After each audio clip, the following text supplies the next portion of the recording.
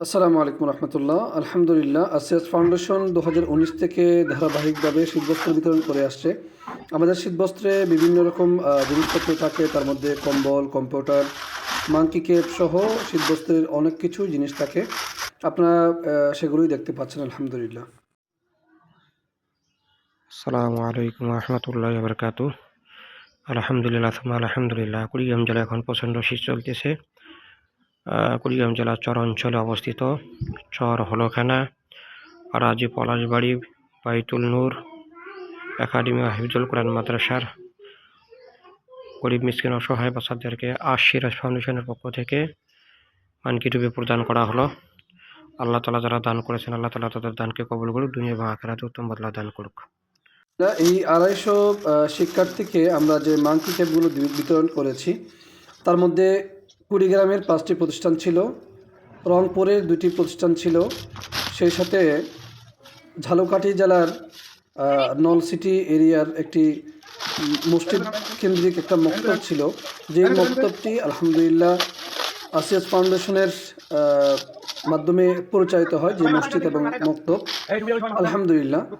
তো আপনারা দেখতে পাচ্ছেন আমরা বাচ্চাদেরকে খুব যত্নের সাথে, প্রচণ্ড শীত পড়ছে উত্তরবঙ্গের, বিশেষ করে রংপুর, কুড়িগ্রাম ইত্যাদি আর কি বিভিন্ন এলাকায়। তো আমরা আপাতত রংপুর এবং কুড়িগ্রামে এই মাঙ্কি ক্যাপগুলো বিতরণ করেছি। আমাদের এখনও কম্বলগুলো বিতরণ করা একটু বাকি আছে। আল্লাহ যদি তৌফিক দেন, ইনশাআল্লাহ আমরা এগুলো বিতরণ করব খুব শীঘ্রই ইনশাআল্লাহ।